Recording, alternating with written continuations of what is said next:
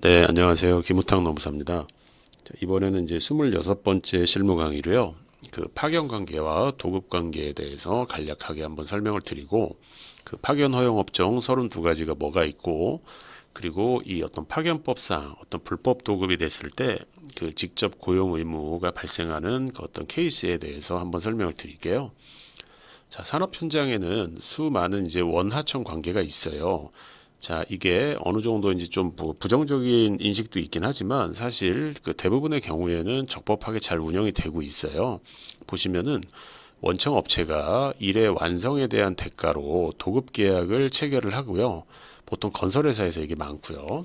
근데 그 어떤 명칭이 도급이건 위탁이건 용역이건 상관없이 이러이러한 거를 서비스를 완성을 하던 아니면 직접 물건을 완성을 하던 도급 계약을 체결하고요. 도급비라고 하는 걸 그 전권을 주고 내려줍니다. 자, 그럼 이 하청업체는 자기의 독립된 계정 하에서 하청 소속 근로자 이렇게 묶이겠죠. 근로자를 채용을 해서 업무에 대한 지휘와 명령을 하고 고용 계약 관계를 형성을 하게 돼 있어요. 자, 이게 이제 보통의 이제 원하청 이렇게 들어가는 도급 관계거든요.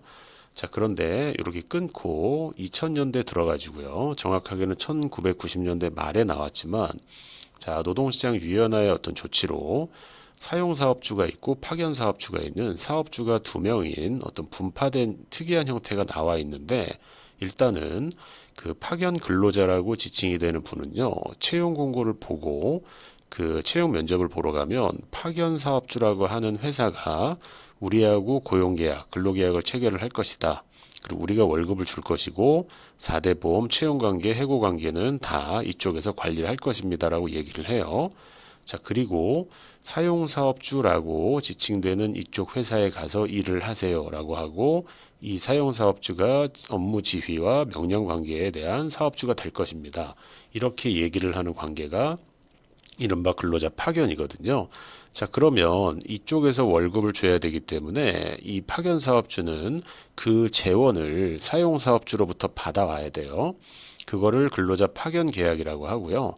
이 파견 사업주도 독립된 회사이기 때문에 관리비 이익금이 있어야 영속이 될 수 있기 때문에 그런 것들을 파견 계약에 넣고 사용 사업주와 이제 계약을 체결을 하게 됩니다.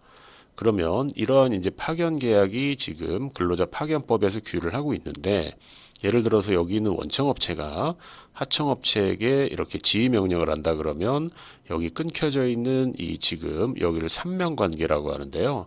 이 삼명관계가 복구가 돼요. 그러면 원청업체는 껍데기만 원청업체고 사실상 하청 근로자를 지휘 명령하는 사용사업주에 있다, 지위에 있다 이렇게 보게 되면 이 민법상 계약은 의미가 없고 파견법으로 들어오세요라고 해서 파견법 위반으로 어떤 조사 등이 진행이 되는 거예요.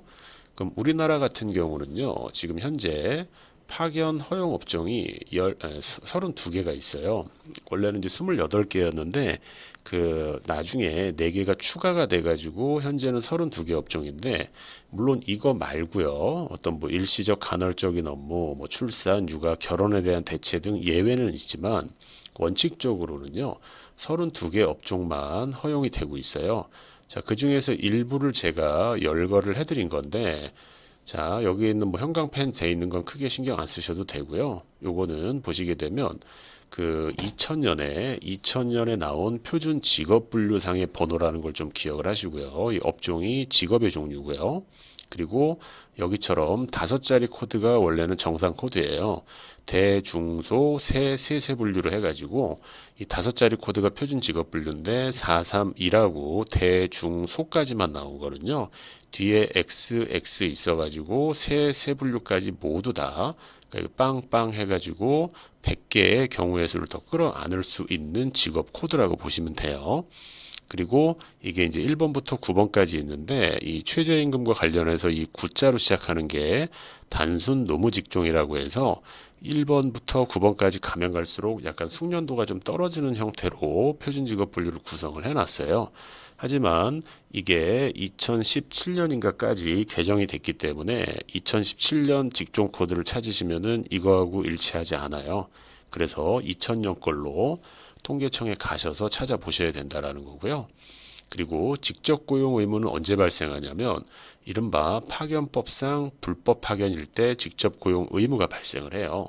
예전에는 고용의제라고 해서 이제 간주를 시켜버렸는데 그게 약간 이제 논쟁의 대상이 돼서 의무를 부과하고 있어서 의무를 이행하지 않았을 때는 어떤 손배 청구도 이제 가능하고요. 여러 가지 이제 다양한 형태의 솔루션이 이제 그 산업 현장에서 나타나고 있거든요. 그럼 일단은 크게 5가지가 있는데 일단 지금 말씀드린 파견 허용 업종 외에서 파견을 했다. 그러면 즉시 불법 파견이 돼서 직접 고용 의무가 발생을 하고요. 그리고 파견 계약 위반해서 원칙은 1 더하기 1 해서 2년인데 이걸 초과할 때도 불법 파견. 그리고 일시적 간헐적 사유로서는 3 더하기 3, 3월 더하기 3월 방식으로 6개월밖에 안 되는데 그걸 초과했을 때 두 번째 유형으로서 불법 파견. 그리고 허가 없이 허가 기간이 3년이고 갱신이 가능한데 허가 없이 하게 되면 불법 파견이에요. 그래서 앞서 말씀드린 위장 도급이다. 그러면 대부분 무허가 파견으로 들어가서 불법 파견이 되는 경향이 있어요.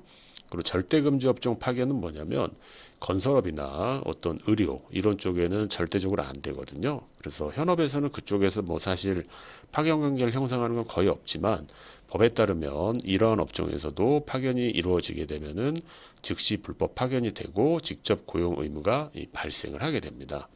그래서 이 무허가 파견이라고 되어 있는 건 뭐 당연한 거 아니야 이렇게 생각하시겠지만 앞서 말씀드린 이 관계에서 이 도급 계약이라고 체결했지만 사실상 파견 관계로 들어가게 되면요. 이 원청 업체하고 하청 업체를 보시게 되면 파견 허가증이 없어요. 그리고 업종도 위반할 가능성이 크고요.